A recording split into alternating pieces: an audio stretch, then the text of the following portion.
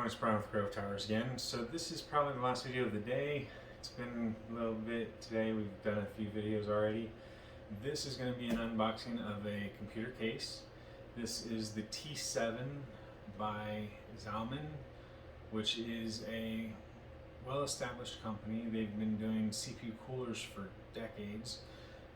Cases, I'm not as familiar with them doing, but I have seen them.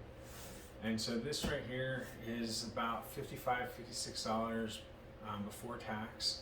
So with tax, to me, it came out to like $60.52. And this is an ATX mid tower. So it is capable of ATX, micro ATX, or mini ATX, and ITX boards.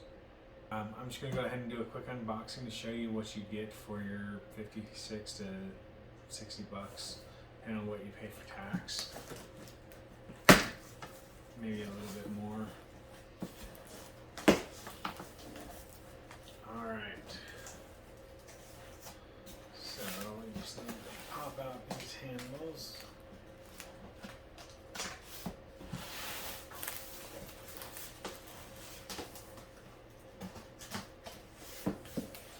And we'll flip her over.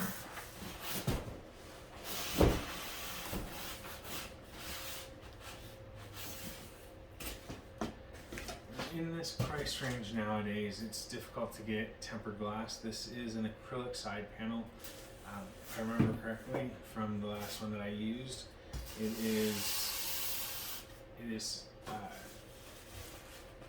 you call it,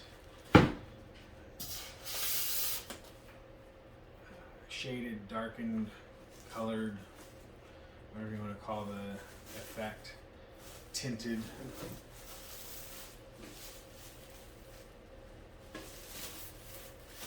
It is, if I remember correctly, tinted acrylic.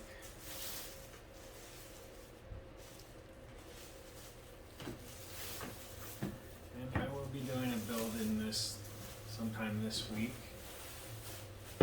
I've already done one build in this case, just a different case, but same model. It was not terribly difficult, but it was not the easiest build either. I don't rate it as a 10 out of 10, but maybe a 7 out of 10. It has all the spots and everything that you need, just a couple of little things that I didn't appreciate. One of which is the standoffs are set a certain way that don't really apply to an MATX board. And in order to do that, I had to grab a set of pliers and go to town on it. Kind of scratch the base of the computer with the case with that. Not the easiest to do, whereas some of the ones like from Cooler Master, for example, they come with a little bit that you can put over top of the standoffs and just use a regular screwdriver.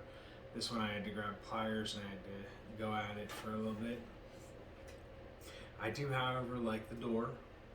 So the door has two screws that are thumb screws.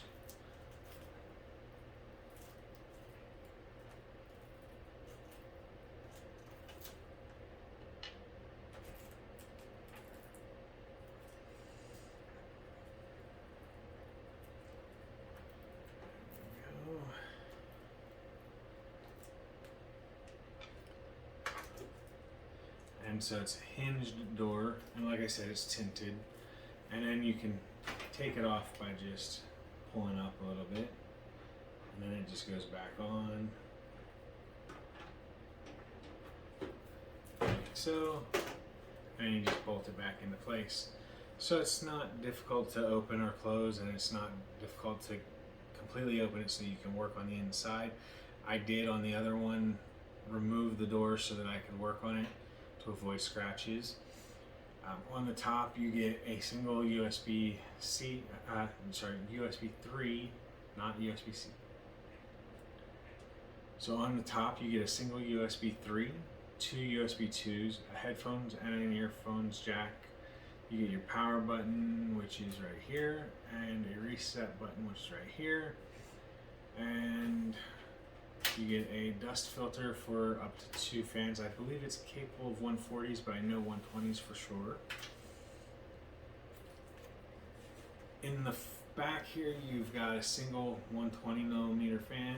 In the front, there is a single 120mm fan. However, it's on the lowest of the 3 slots, so you might need to reconfigure a little bit. The mesh is great. I do love the mesh for airflow. You've got your case here with all your goodies for the case, like case screws and whatnot. Now, over time, I am slowly getting away from it, but there was one other feature that I really did not like about this case, and that is in the basement area, so I'll take a look and show you that.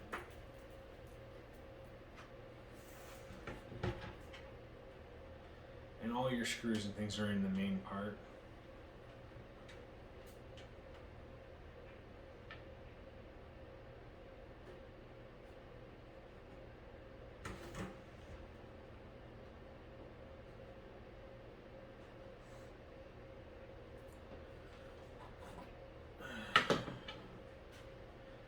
I was hoping they hadn't torqued it down so much, but I'm going to need a screwdriver real quick to get this. So 2 thumb screws and the back panel will slide off. And in the back here, we've got 2 trays or sleds for SSDs or 2.5-inch drives. You've got all your cables for things like USB 3 on the front, your front panel connectors, and things along those lines are all bundled right here, which is fine. You just have to undo a little, undo a little rubber band, and then they come free. They are all neatly tucked here. There is a little room for cable management. However, if it's outside of this front panel area, then it's not really that easy to manage the cables. It looks like a little dust on this one. Your fan is only powered by Molex. There's no direct connection to your motherboard from the fan that's included on the front. On the rear one, it is only a 3-pin. It does not have Molex at all, so you can't run it back here and connect it to the Molex to have them both running the same. The basement down here has enough room for an ATX power supply and a hard drive. In fact, 2 hard drives. The issue that I ran into was with the hard drives, and what the deal is there's no framework for them. There's no brackets. What it is you screw one down to these screw holes here for directly connecting it to the floor of the basement, and then the other option is to take out this little sled that they've created.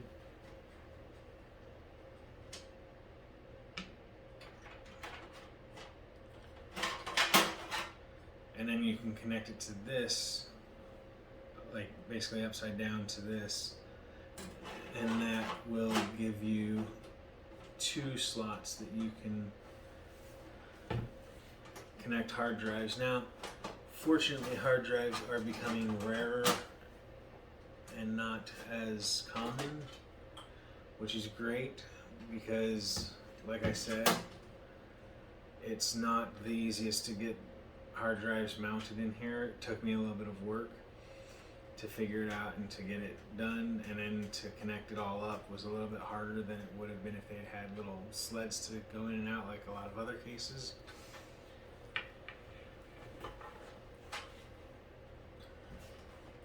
But besides that, the only real issue that I had that I dock points for is the IO shield installation on this case was really difficult. It did not seem to fit into place easily on this one, whereas on most it just pops right in.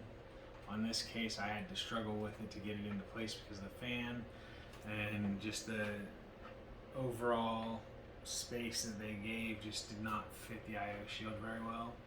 So I did buy 2 of them at the same time. One arrived a day later than the other one, but we'll take a look and do a build in this case. I'm expecting to do a i3 10th gen build with an MATX board and probably tossing in an RX 6600 or a RTX 3050 into it. So it'll be a nice build. And yeah, overall it'll just be a mid-range gaming machine, somewhere in the $600 to $1,000 range.